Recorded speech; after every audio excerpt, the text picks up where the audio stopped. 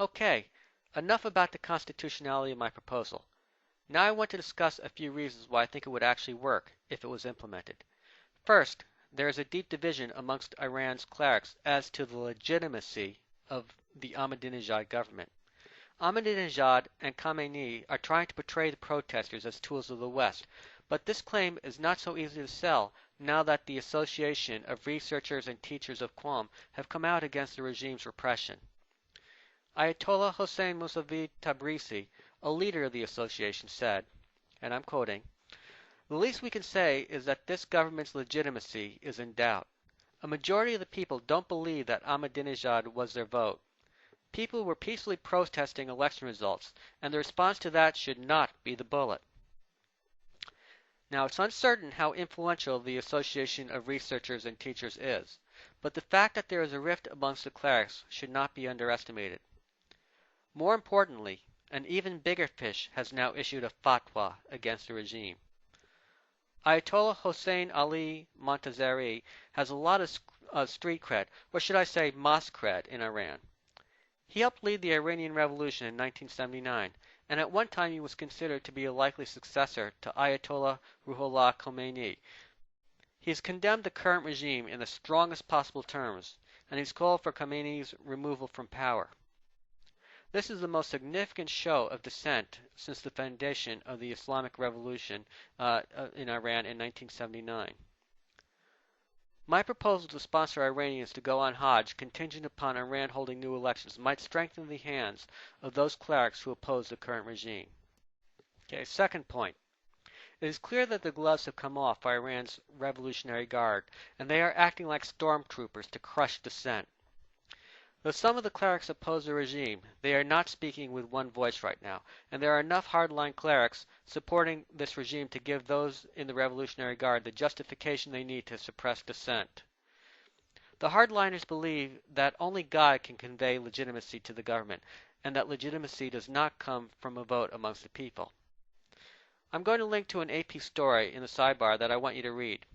According to the story, Ayatollah Mohammad Yazdi is believed to be Ahmadinejad's spiritual advisor, and he told the Revolutionary Guard that the supreme leader, meaning Khamenei, is blessed by God, and the Revolutionary Guard must obey him. That's all the justification that they need to knock heads and crush dissenters. Third, there was a report in Al-Arabya in June that Akbar Hashemi Rafsanjani was trying to form a collective leadership to replace Khamenei. What is particularly interesting, if this report is indeed true, what's particularly interesting is who was at the meeting. Ayatollah Ali al-Sistani is perhaps the most influential Shiite leader in Iraq, and though he himself wasn't at the meeting with Rafsanjani, his right-hand man was. This is huge news if it's true, and I'll post a link to the story by Steve Schippert of the Threats Watch blog, and I'll post that in the sidebar, and I want you to read it. Schippert reports that al-Sistani made two important statements in 2007. Sistani said, and I'm quoting, "I am a servant of all Iraqis. There's no difference between a Sunni, a Shiite, or a Kurd, or a Christian." And he also said that Islam can exist within a democracy without theological conflict.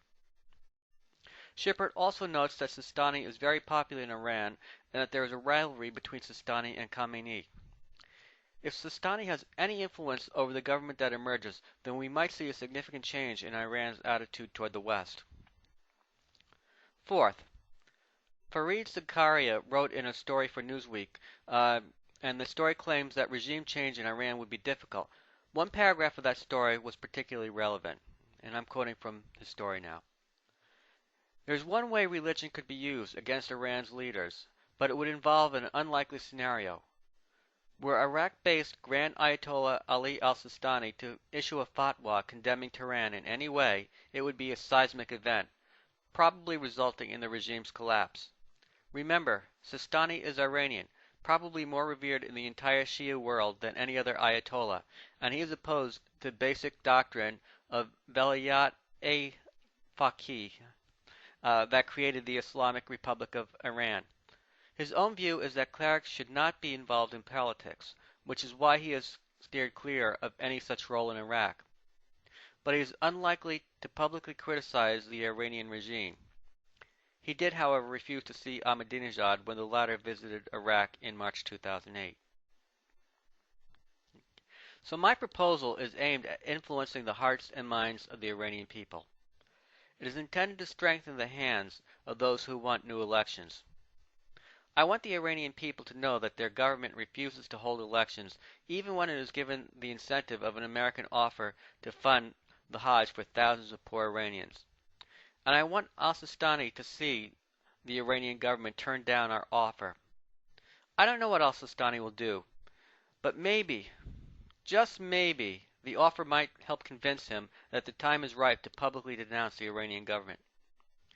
Maybe if he denounces the thugocracy in Iran as illegitimate, then this might cause divisions within the Revolutionary Guard and weaken their resolve to prop up the regime. Maybe, just maybe, my proposal might be the final straw that breaks the back of an already fragile regime. This has been the Mass Analyst, under an N.